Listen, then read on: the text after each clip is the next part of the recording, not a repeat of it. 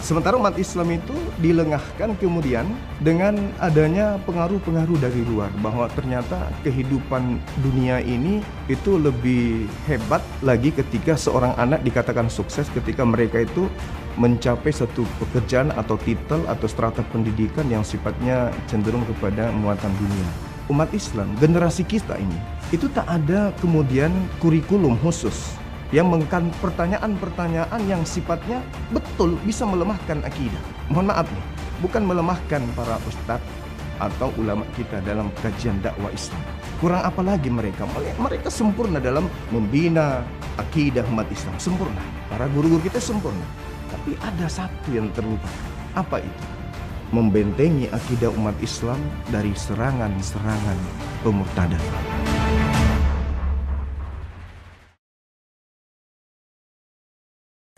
Assalamualaikum warahmatullahi wabarakatuh.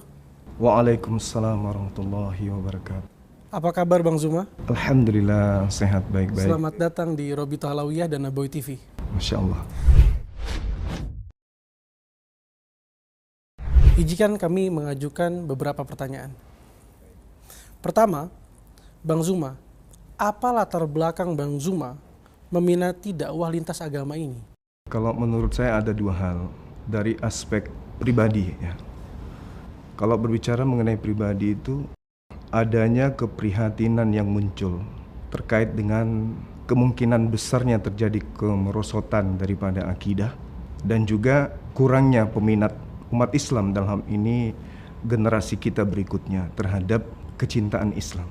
Dan faktor kedua ini adalah adanya hasil penelitian saya sendiri terkait dengan gerakan-gerakan misi atau yang kita sebut dalam agama Islam itu dakwah atau tablik yang terjadi di luar Islam, yang tindakan atau upaya yang mereka lakukan ini secara masif, terstruktur, dan juga dominan menjadi satu cakupan upaya besar dalam misi dakwah di luar Islam. Maksud saya dakwah di luar agama Islam yang justru meninggalkan metode dakwah Islam terhadap Islam itu sendiri. Dalam arti kata bahwa ada kekuatan di luar Islam yang mendakwakan agamanya bukan hanya sekedar untuk menguatkan iman mereka, tetapi justru untuk bagaimana mencari penganut agama kepada umat Islam itu sendiri. Jadi dua hal inilah yang kemudian membuat saya tertarik.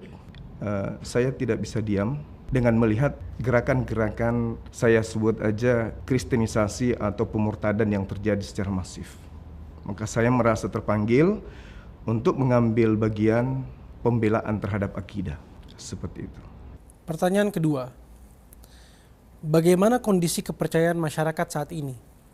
Juga kondisi umat Islam dan umat beragama secara umum dalam analisis Bang Zuma. Nah ini dia. Jadi berangkat dari acuan yang tadi itu, setelah saya belajar, ternyata faktor materialistik itu sangat mempengaruhi kemudian tingkat daya minat umat Islam itu sendiri, dalam tanda petik ya. Mereka ketika mengajukan sebuah keinginan terhadap generasi atau anak-anaknya, saya melihat bahwa nilai hal-hal yang bersifat duniawi itu lebih cenderung. Dalam arti kata bahwa kita nih, saya sendiri nih yang melihat keadaan di lingkungan kecil dan juga secara global, bahwa kecenderungan orang tua itu memilih anaknya itu menjadi dokter, ya, menjadi polisi, menjadi TNI. Meskipun dalam skala ini ya mereka juga tetap harus menjalankan syariat Islamnya. Tapi sesuai dengan pertanyaan yang kita lihat itu kebanyakan orang-orang yang strata atas menyekolahkan anaknya itu justru kepada tempat-tempat umum dan meninggalkan nilai-nilai keislaman dalam pendidikan dasar itu sendiri. Sehingga yang terjadi adanya kerapuhan akidah, di mana ketika Islam itu berjalan untuk maju, ada yang nyabet kiri kanan yang justru nikung untuk bagaimana umat Islam ini mengalami pendangkalan akidah. Itu yang terjadi. Di mana-mana, hampir semua lini dalam kehidupan kita berbangsa dan negara itu terjadi. Nah, sementara umat Islam itu dilengahkan kemudian dengan adanya pengaruh-pengaruh dari luar, bahwa ternyata kehidupan dunia ini itu lebih hebat lagi ketika seorang anak dikatakan sukses ketika mereka itu mencapai satu pekerjaan atau titel atau strata pendidikan yang sifatnya cenderung kepada muatan dunia. Tapi kalau agama menjadi penghafal Quran dan seterusnya, itu minatnya bukan berkurang, tapi jauh lebih tinggi yang sifatnya materialistik daripada yang sifatnya Islami. Itu yang terjadi saat sekarang. Kemudian di luar daripada itu, cakupan dari semua yang saya sampaikan ini, di sekeliling umat Islam ini, ketika umat Islam mengalami hal tersebut, justru mereka berlomba-lomba menanamkan pemahaman bahwa agama mereka itu adalah agama kasih. Dan kasih ini harus mereka gaungkan kepada generasi Islam. Sehingga terjadi adanya ketertarikan generasi Islam untuk lebih cinta kepada hal-hal yang sifatnya jauh dari Islam itu sendiri. Ya, sehingga yang saya lihat mayoritas tapi kualitasnya jauh dari nuansa Islami itu sendiri. Itu pandangan saya secara pribadi. Terima kasih Bang Zuma. Kita menuju ke pertanyaan ketiga. Apa pertanyaan paling umum dari non-muslim terhadap agama Islam? Jadi pertanyaan-pertanyaan yang seperti inilah yang kemudian yang melahirkan adanya kekuatan yang sangat-sangat mendobrak saya sebagai seorang apologetika Islam, sebagai pembela Islam dalam dunia debat lintas agama, yang membuat bahwa keadaan ini harus kita hilangkan. Dalam arti kata, orang yang bertanya ini tidak boleh lagi ke depannya menjadikan pertanyaan mereka adalah senjata untuk memurtadkan. Kenapa? Karena yang bisa menjawab dengan tuntas pertanyaan-pertanyaan yang sifatnya menghina, menghujat, menjatuhkan Islam, melemahkan akidah Islam, itu Bible. Seperti misalnya pertanyaan Islam menyembah batu, disebabkan karena Islam itu yang menghapus dosanya adalah batu. Nah, umat Islam, generasi kita ini, itu tak ada kemudian kurikulum khusus yang mengkanter pertanyaan-pertanyaan yang sifatnya betul bisa melemahkan akidah. Karena Allah tak terlihat. Allah itu tak nampak. Seperti mereka melihat Tuhan mereka, bahkan mencium Tuhan mereka, bahkan sampai pada level pembunuhan terhadap yang mereka sembah. Kekurangan kita di sini pada saat mereka menggaungkan umat Islam nyembah batu, generasi kita mau menjawab apa? Loh, faktanya sujud menghadap ke batu, kan gitu. Sehingga generasi kita ini ketika orang tua sudah meninggalkan pendalaman akidah kepada generasi, kepada anak-anak, dihantam dengan gerakan-gerakan pertanyaan yang seperti itu, maka anak kita dengan mudah bisa keluar daripada Islam. Nah, pertanyaan kayak gini sebenarnya sebagai pemerhati dunia apologet, kita tidak perlu susah-susah untuk mempelajari dari mana sumber mereka dapatkan, dari mana mereka kemudian mendapatkan materi ini, itu nggak perlu. Pelajari aja Bible. Karena yang menjawab itu Bible. Contoh misalnya, ketika tuduhan batu itu menghapus dosa di Islam. Nah, kita lihat dalam Yesaya 6, nomor 6 sampai nomor 7. Mencium bara api, batu bara, menghapus dosa. Selesai kan? Kan perintahnya di hadis itu adalah mencium batu. Berarti bukan batunya yang menghapuskan, tetapi perilaku, tindakan, upaya. Seperti misalnya mengangkat batu bisa menghasilkan uang. Bukan batunya yang memberikan uang, tetapi upaya kita mengangkat batu ini menghasilkan kita dapat upah dari orang yang memerintahkan kita mengangkat batu sehingga kita digaji dengan uang. Jadi bukan batunya yang memberikan kita duit, bukan batunya yang menghapuskan dosa kita, tapi upaya kita untuk mencium atau mengusap batu inilah yang menyebabkan Allah menghapuskan dosa-dosa kita. Nah, ini sulit kemudian kalau hanya teori seperti ini yang kita jelaskan. Maka umat Islam harus tampil menyampaikan Yesaya 6 nomor 7. Bahwa di sana, di kitab mereka diajarkan mencium batu dapat menghapuskan dosa. Selesai pertanyaan itu. Itu yang pertama. Yang kedua, Keluaran 29 nomor 14. Bakarlah kulit sapi tersebut, bakarlah kemudian dagingnya, bakarlah juga kotorannya. Maka itu adalah menghapus dosa. Dengan kata lain, ketika umat Islam itu dilemahkan akidahnya dengan dituduh bahwa batu di Islam bisa menghapus dosa, maka Keluaran 29 nomor 14, di agama kalian, kitab kalian menerangkan membakar sapi bisa menghapus dosa. Selesai perkara. Sayangnya, minat kita, umat Islam itu sendiri, tidak terpacu untuk memahami materi-materi apologet. Bahkan cenderung kita yang di apologet ini, apa ini? Orang baru, metode apa? Materi baru, kemudian dakwah model baru, dan kecenderungannya kita dianggap sebagai penghujat karena kita mengkanter mereka dengan Bible itu sendiri. Itu salah satu pertanyaan. Kemudian yang kedua, pertanyaan yang sering ditanyakan ke kami sebagai apologet itu adalah Nabi Muhammad SAW itu tidak pernah mengajarkan akhlak yang baik. Tidak ada yang bisa ditiru dari Nabi Muhammad. Nah ini pertanyaan. Nah, bagaimana cara kita mengkanter itu? Nabi Muhammad adalah rasul bagi umat Islam. Paulus rasul bagi mereka. Berarti supaya seimbang, kita harus adu nih antara rasul dan rasul. Nah, kita tanamkan kemudian pemahaman terhadap penikmat dunia apologet bahwa di Kristen tak ada satupun di antara mereka yang mengetahui sejarah hidup Paulus. Kalau Nabi Muhammad, Sirah Nabawiyah lengkap, bisa kita baca. Itu yang pertama. Yang kedua, Nabi Muhammad secara silsilah lengkap. Paulus, nama ayahnya saja nggak ada yang tahu. Sampai hari ini, sudah 2000 tahun lamanya. Bagaimana mungkin kemudian orang Indonesia, dalam hal ini umat Islam, yang kitab sucinya 90% ke atas mengajak akal untuk berfungsi, bisa mendudukkan sebuah buku, bisa menunjuk seseorang untuk menjadi pemangku kepercayaan yang mengantarkan kepada kehidupan setelah kematian, sedangkan orang tersebut tidak diketahui siapa. Bapaknya siapa, emaknya siapa, siapa kakeknya, dari mana dia mendapatkan catatan-catatan kitabnya, orang Kristen tak tahu. Jadi pertanyaan yang seperti itu kita kembalikan. Ketika Nabi Muhammad dikatakan pedofil, ketika Nabi Muhammad diceritakan kemudian sebagai orang yang suka dengan janda misalnya. Ini fitnah yang sering terjadi. Maka untuk mengkanter itu, tunjukkan satu manusia di zaman Rasulullah yang menceritakan kisah seperti tuduhan Anda. Sederhana kan? Nah sekarang tolong tunjukkan orang yang sesaman dengan Paulus yang menceritakan tentang kisah hidup beliau. Dari dia lahir sampai beliau meninggal dunia. Ada buku yang boleh kami umat Islam baca supaya kami bisa tahu selayak Nabi Muhammad kami tahu kisah hidupnya, kami pun rindu ingin mengetahui kisah hidupnya pengarang kitab Saudara Kristen. Ada cerita itu, ada buku itu, biar kami beli. Tapi sampai hari ini 2000 tahun sampai 2 jam sebelum kiamat buku itu tidak pernah akan ada. Artinya mereka menerima sebuah pengajaran yang sifatnya masih fiktif.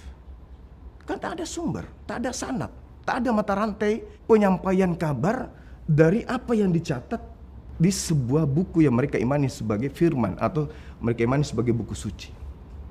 Jadi tuduhan mereka harus mereka buktikan.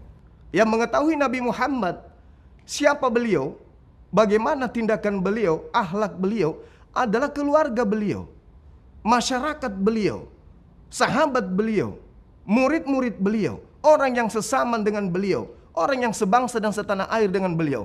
Tolong tunjukkan kitab apa yang menceritakan tentang tuduhan Anda yang bersumber dari yang saya katakan tadi. Tak ada. Jadi cakupannya hanya melemparkan hujatan. Nah, ini celakanya kalau materi apologet Islam ini tidak diajarkan secara kurikulum yang pasti terhadap umat Islam itu sendiri, maka pertanyaan-pertanyaan ini bisa melemahkan akidah. Nah, ustadz kita mana ada? Mohon maaf nih, bukan melemahkan para ustadz atau ulama kita dalam kajian dakwah Islam. Kurang apa lagi mereka? Mereka sempurna dalam membina akidah umat Islam, sempurna. Para guru-guru kita sempurna. Tapi ada satu yang terlupakan. Apa itu? Membentengi akidah umat Islam dari serangan-serangan pemurtadan. Ini yang kurang. Nah, maka beranjak daripada itu kemudian alhamdulillah kita sudah beberapa ustadz yang ikut mengambil bagian di misi dakwah ini. Sehingga dari sisi Islamnya dapat, dari segi pendalaman materi tentang Bible juga dapat. Seperti itu. Nah, apakah ada pertanyaan selanjutnya yang biasa dikatakan atau ditanyakan oleh non-muslim? Pertanyaan, kalau masalah pertanyaan itu sangat banyak pertanyaan mereka ini. Ya, itu tadi yang kedua. Yang ketiga terkait dengan tidak ada yang menjadi saksi Nabi Muhammad menerima wahyu. Ini. Nah, kalau kita berbicara mengenai saksi, kalau di Al-Quran sudah jelas Aku Allah beserta malaikatku yang menjadi saksi. Tapi anehnya, pernyataan Al-Quran itu masih ditolak. Sementara di kitab mereka, Yesus pun berkata dalam Yohanes 8 misalnya, ketika kita masuk ke dalam materi Bible, itu diterangkan, kamu menghakimi orang, aku tidak menghakimi, kata Yesus nih. Tapi kalaupun aku menghakimi pasti benar. Karena aku tidak sendiri, aku bersama dengan dia yang telah mengutus aku. Dan bukankah di dalam kitab Tauratmu dikatakan 2 saksi sudah sah? Akulah yang menjadi saksi tentang diriku, dan dia yang mengutus aku juga bersaksi tentang diriku. Berarti 2 sah. Sedangkan Al-Quran mengatakan bahwa Nabi Muhammad bersaksi, Allah bersaksi bersama dengan malaikat. Itu poin pertama. Yang kedua, berbicara mengenai kesaksian. Saya sering menyatakan bahwa hal kebohongan agar dianggap benar harus dihadirkan saksi-saksi. Tapi dalam kurung saksi palsu. Dan kami sebagai apologet itu bisa membuktikan bahwa saksi-saksi yang diterangkan di dalam kitab mereka itu semuanya tidak kredibel. Tidak ada validasi. Tidak ada kemudian pernyataan langsung dari sumber. Contoh misalnya, ketika kitab mereka menuliskan Theophilus yang mulia, banyak orang yang menceritakan atau menulis atau menyusun berita-berita peristiwa-peristiwa yang terjadi tentang kita. Maka saya terpanggil untuk menyusunnya kembali kepada untuk Theophilus. Pertanyaannya, orang yang hidup sesaman dengan Yesus yang menjadi saksi itu siapa? Sebutkan satu nama. 2 menit sebelum kiamat tak ada satupun orang Kristen yang mampu menunjukkan itu. Mohon para pendeta kalau melihat ini, kalau saudara merasa keberatan dengan pernyataan saya, silakan mari kita diskusi. Itu nggak ada. Nggak ada. Kitab Yohanes, kitab Matius, kitab Markus, Filipi, Roma, dan semua 13 surat Paulus, itu tak ada pernyataan Yesus secara langsung terhadap buku ini. Jadi yang mereka genggam itu, tak ada ucapan Yesus terkait dengan kitab yang mereka jadikan sebagai acuan keagamaan. Nah itu. Jadi apa gunanya saksi? Kalau ternyata kitab yang di dalamnya banyak saksi. Saksinya adalah para gembala, saksinya adalah ini. Tapi tidak pernah saksi ini kemudian memberikan kesaksian. Hanya dinarasikan saja. Baginda Rasulullah Muhammad SAW ketika menerima wahyu 22 tahun lamanya. Yang menjadi saksi siapa? Keluarganya, sahabatnya, orang sesamanya. Apa efek daripada kesaksian itu? Sejazirah Arab menjadi pengikutnya. Masih butuh saksi? Gak perlu. Contoh, sebuah kebenaran yang terjadi tanpa saksi, apakah kebenaran itu gagal? Ada orang yang melakukan pencurian, nyata mencuri, tapi karena tidak ada saksi, apakah pencurian itu gagal? Tetap saja terjadi. Begitu juga pewahyuan Al-Quran. Tak ada manusia yang melihat malaikat datang misalnya kepada Nabi Muhammad, apakah kemudian gagal itu? Padahal terjadi. Tidak. Berarti Al-Quran tidak butuh saksi manusia. Tapi faktanya meskipun demikian, seluruh manusia di atas muka bumi sampai hari ini yang mau belajar Al-Quran akan menjadi saksi kebenaran pewahyuan Al-Quran. Itu pasti. Yang penting dia menggunakan akal. Nah, pada kesimpulan masalah ini adalah belum pernah kita menemukan orang murtad karena belajar Quran. Belum. Dan belum pernah kemudian kita melihat orang menjadi mu'alaf karena menemukan kejahatan atau kesalahan dalam Al-Quran. Itu belum pernah. Tapi yang terjadi di sini adalah yang aneh nih, yang saya rasakan. Orang yang murtad justru bukan karena menemukan keburukan di dalam agama, di dalam Al-Quran sebagai kitab yang tadi dituntut saksi. Tetapi mereka justru murtad karena melihat adanya sesuatu yang aneh di dalam Bible. Contoh misalnya, ketika Al-Quran mengatakan bahwa orang-orang kafir itu masuk neraka, innal ladina kafaru min ahlil kitabi wal musyrikina fi nari jahannam. Mereka baca itu, murtad. Padahal dia tahu. Begitu masuk di Bible dia pun tahu. Yesus mengusir orang-orang yang memanggilnya Tuhan. Matius 7 nomor 22 sampai nomor 23. Bermujizat pakai nama Yesus, mengusir setan pakai nama Yesus, justru kemudian diusir oleh Yesus. Artinya aneh, menemukan sesuatu yang negatif tentang dirinya tapi dia murtad. Menemukan sebuah hal yang sudah benar dalam Al-Quran tapi dia murtad. Nah, sebaliknya belum pernah kemudian kita menemukan orang yang masuk di Islam itu karena menemukan sesuatu yang aneh atau ganjil di dalam Al-Quran. Rata-rata yang mu'alaf karena mereka menemukan kebenaran dalam Al-Quran dan menemukan sesuatu yang tidak masuk logika di dalam Bible. Itu dia yang terjadi. Jadi terkait dengan pewahyuan, siapa saksi, ya, kita sudah menjelaskan seperti itu. Nah, kembali kepada generasi Islam.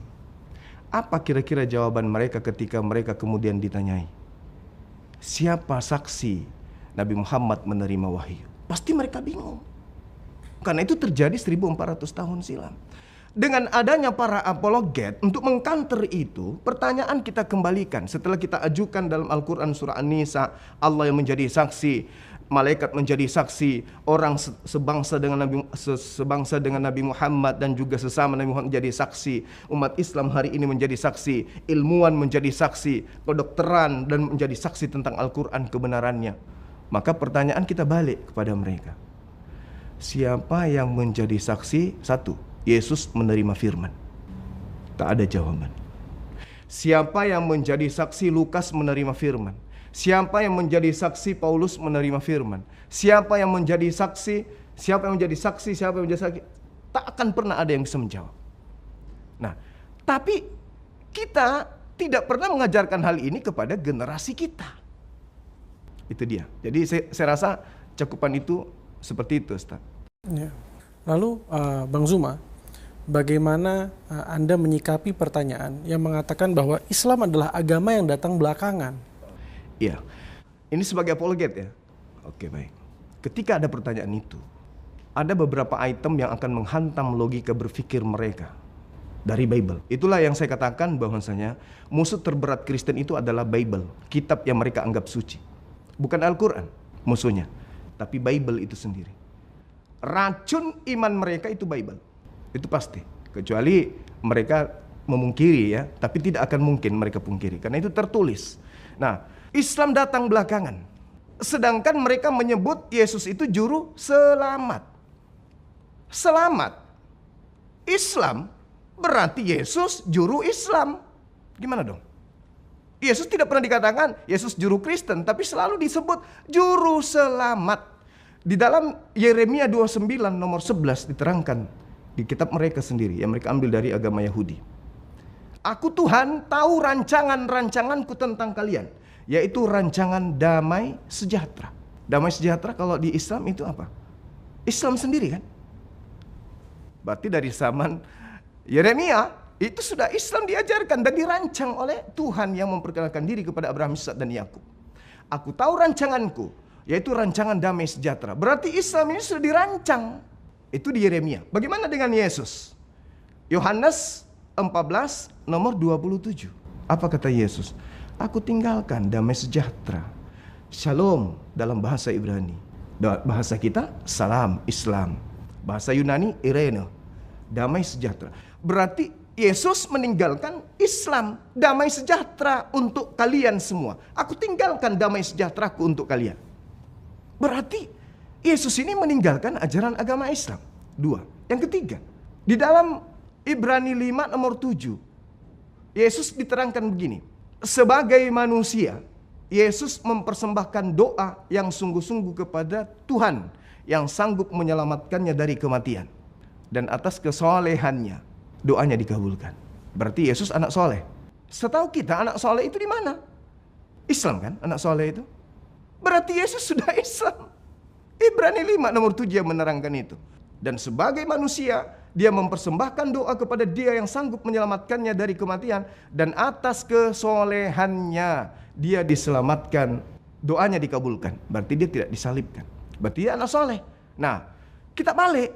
Kalau Yesus dan Bible mereka telah menyatakan Shalom, Shalom, Yesus adalah juru salam, juru selamat.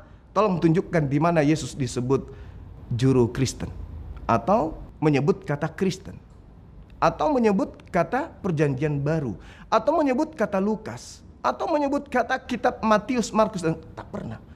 Tidak pernah. Berarti rangkaian prosesi ibadah yang dijalankan oleh orang Kristen itu itu tidak pernah menjadi cakupan daripada misi dakwah Yesus. Contoh, nyembah Yesus. Tak ada pemberitaan perintah dari Yesus sendiri. Ibadah Minggu, tak ada perintah dari Yesus untuk ibadah hari Minggu. Natal, tak ada. Makan babi, tak ada. Tidak sunat, tak ada. Merasulkan Paulus, tak ada. Mengkitabkan kitab mereka, tak ada sama sekali. Justru rangkaian pernyataan-pernyataan Yesus kalau disusun dari A sampai Z, hasil endingnya itu adalah Muslim. Contoh misalnya, ketika dikatakan dalam Yohanes 14, nomor 31. Dunia harus tahu. Ya, jadi kata Yesus, dunia harus tahu. Aku selalu mengasihi Tuhan Bapa. Dan aku selalu menjalankan segala sesuatu yang diperintahkan Bapa kepada aku. Berarti Yesus adalah Muslim, berserah diri. Yohanes 12:49. Aku tidak berkata-kata dari diriku sendiri. Apa yang aku katakan adalah apa yang diperintahkan. Yohanes 4 nomor 34. Makananku, pekerjaanku adalah, amalanku adalah melakukan segala apa yang diperintahkan Tuhan kepadaku. Muslim dia bukan seorang Kristen. Jadi Islam itu sudah ada jauh sebelum Islam disempurnakan. Jadi Islam dikatakan datang, bukan datang untuk sebagai agama baru, tetapi Islam dikatakan disempurnakan. Dengan kata lain, Islam sudah ada pada zaman para nabi, sempurna pada zamannya. Tapi untuk zaman Nabi Muhammad sampai hari kiamat, itu tidak bisa lagi dipakai. Harus disempurnakan. Karena ajaran Islam ini secara kafah berfungsi untuk mendidik manusia sampai hari kiamat.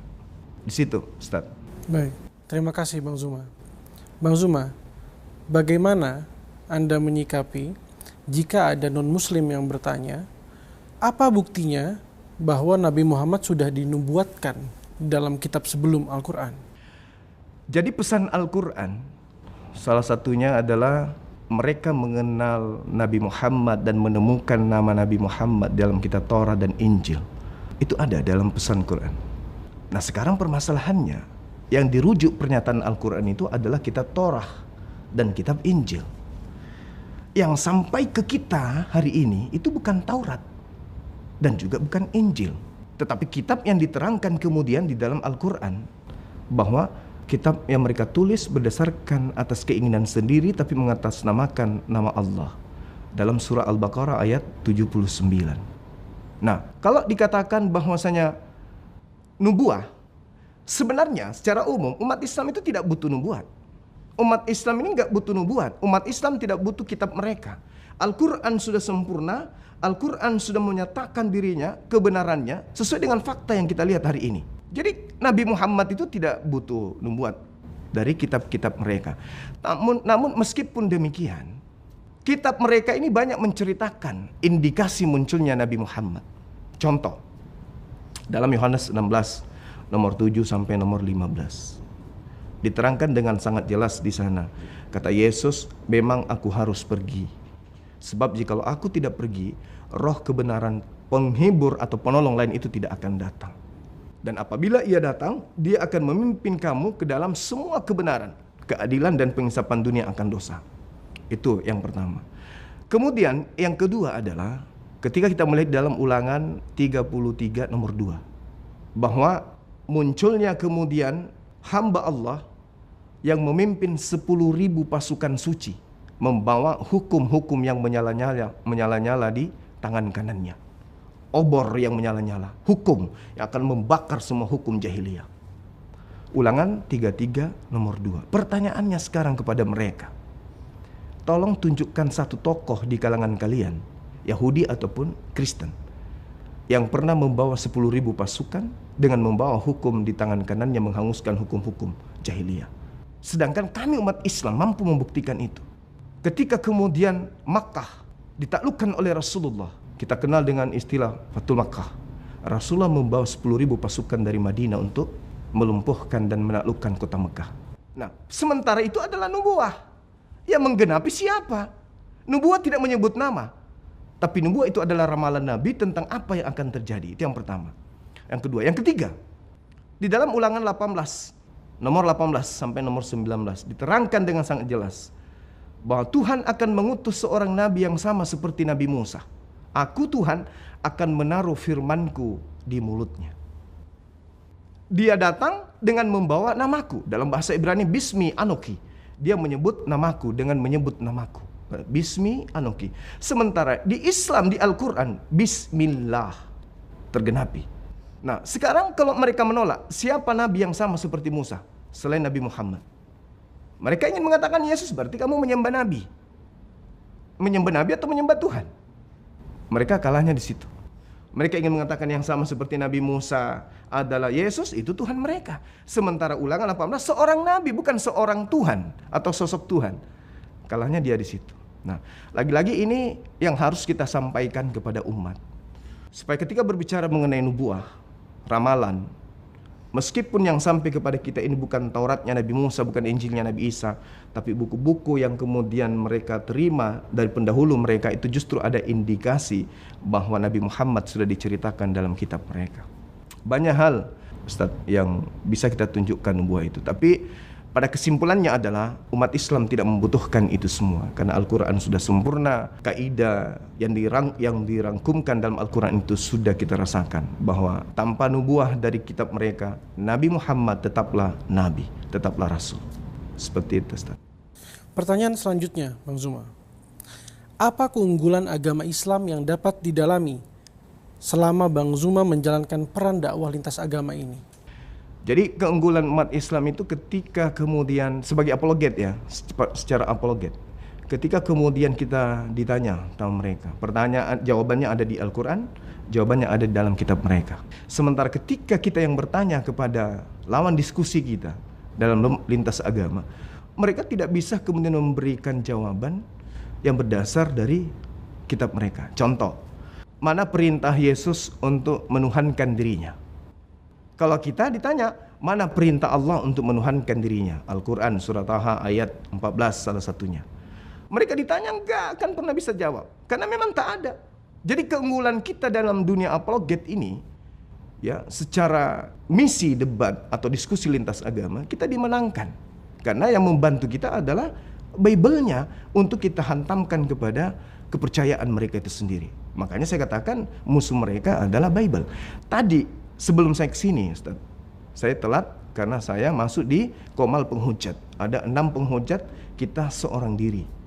Sama pertanyaan saya kepada mereka, bahwasanya ketika dituduh umat Islam bahwa dosa-dosa umat Islam itu dihapuskan oleh batu, saya mengangkat materi Kolose 2 nomor 9. Di data itu disebutkan bahwa seluruh tubuh Yesus itu adalah ilahi. Seluruh tubuh Yesus adalah ilahi. Kepenuhan secara jasmani, keilahian terhadap Yesus. Saya bertanya kepada penghujat, berarti, mohon maaf, biji zakarnya Yesus itu adalah Tuhanmu. Dia iakan. Berarti dosa-dosamu dihapuskan oleh yang digantung di atas salib. Nah, yang digantung di atas salib itu termasuk batunya. Dia iakan. Nah, berarti Islam selalu unggul di ranah debat diskusi lintas agama. Dan itu ya ustadz-ustadz kita yang terlibat juga termasuk Gus Wafi itu merasakan itu. Dengan mudah kita patahkan semua argumen. Lagi-lagi kekosongan kita ini adalah kurangnya minat umat Islam untuk mempelajari apologetika Islam. Dalam hal ini ilmu kristologi. Nah, kemudian secara umum keunggulan umat Islam, mereka selalu menggaungkan ajaran kasih. Sayangnya kalau kita lihat kasih di dalam implementasi pengajaran kitab mereka itu adalah cakupan daripada apa yang tertuang di dalam kitab Taurat. Di dalam kitab Matius misalnya diterangkan bahwa kasih itu adalah kasihilah Tuhanmu dengan segenap hatimu, dengan segenap akal budimu. Itu hukum utama. Hukum kedua, kasihilah sesama manusia. Itulah 2 hukum yang menjadi intisari hukum Taurat. Nah, sedangkan hukum Taurat itu mereka sudah nggak pakai. Berarti ajaran kasih ini dengan sendirinya dibatalin. Berdasarkan pernyataan Paulus sendiri, pendiri agama mereka. Di dalam Efesus 3 nomor 15, Efesus 2 nomor 15. Dengan matinya Yesus di atas tiang salib, Yesus telah membatalkan hukum Taurat beserta segala perintah yang ada di dalamnya. Berarti termasuk hukum kasih dibatalin. Sehingga ketika penjajah masuk ke Indonesia, penjajah mewariskan agama apa? Itu dulu. Mewariskan Islam atau mewariskan agama mereka. Rumah ibadah yang diwariskan penjajah di Nusantara ini bernama masjid atau bernama gereja. Buku yang diwariskan penjajah di Nusantara ini bernama Al-Quran atau bernama Bible. Nah, itu keunggulan kita dunia apologet dan keunggulan umat Islam secara umum.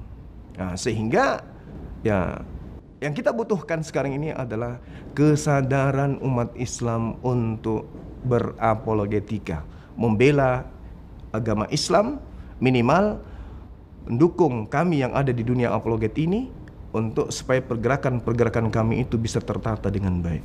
Sekira seperti itu. Baik. Sebagai penutup, Bang Zuma, bagaimana dakwah lintas agama yang baik bagi berbagai jenis kalangan? Iya, jadi bukan hanya sampai materi penyampaian saja, tapi kita harus menanamkan gerakan anti pemurtadan dari dini. Jadi bukan hanya sekedar berdebat, tapi betul-betul kita mencetak kemudian sekolah yang menghasilkan alumni-alumni yang mampu memberikan counter terhadap fitnahan, hujatan, hinaan, dan pendangkalan akidah umat Islam. Ada satu hal yang menarik. Ketika kami survei kemarin di daerah daerah Cibubur, di sana ada seorang ustadz yang menghadirkan kemudian pemateri dari gereja. Untuk apa? Mengajarkan anak-anak TPA bahasa Inggris, matematika, dan seterusnya. Ini kita curiga dia adalah C6. Jadi ini adalah hal yang sangat mendasar. Artinya bahwa itu tadi di awal saya katakan, adanya keprihatinan, kemerosotan, kemudian kecintaan umat Islam itu untuk belajar Islam itu sendiri. Sehingga menjadi santapan yang dahsyat, yang nikmat bagi mereka yang memang punya misi sesuai dengan amanat agung dalam Bibelnya, beritakanlah Injil kepada seluruh makhluk, jadikanlah seluruh makhluk menjadi muridku. Jadi mereka itu tidak hanya sekedar bantah-bantahan di sosmed, tidak, tapi mereka memang secara terstruktur. Contoh pergerakan yang kami temukan. Jadi dia bikin semacam yang diserangi anak-anak itu, odong-odong, yang motor-motor yang keliling, musik-musik gitu, Ustaz. Jadi anak-anak Islam itu dikasih gratis. Lagunya lagu umum awal-awalnya. Semakin banyak peminat, akhirnya lagunya berubah menjadi lagu-lagu rohis mereka.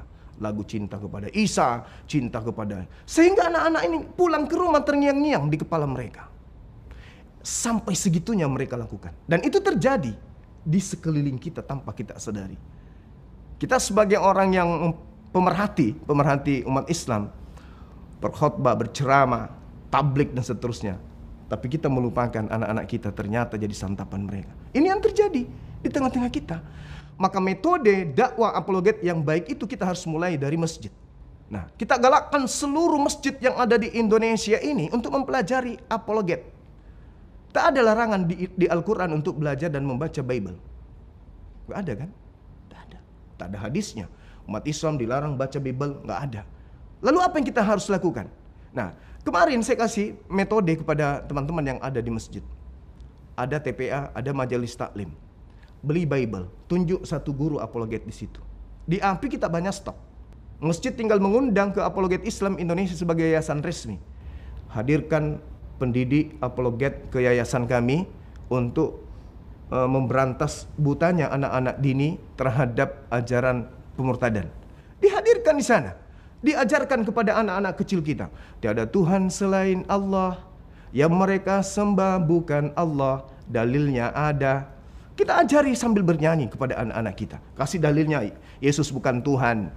Kitab mereka bukan ini dan seterusnya. Diajarin. Sehingga ketika mereka berhubungan dengan para misionaris. Pada saat mereka SD, SMP, SMA, masa kuliah. Mereka sudah bisa mengkantar itu semua. Generasi Islam itu sudah tahu. Oh tidak, Tuhanmu yang kau sembah itu bukan Tuhan. Justru di kitabmu 2 Yohanes 1 nomor 7. Bukankah penyesat itu adalah mereka? Siapakah penyesat itu? Bukankah dia yang pergi ke seluruh dunia yang tidak mengaku bahwa Yesus itu datang sebagai manusia? Berarti Yesus datang sebagai manusia, bukan sebagai Tuhan. Nah ini harus ditanamkan kepada anak TPA kita.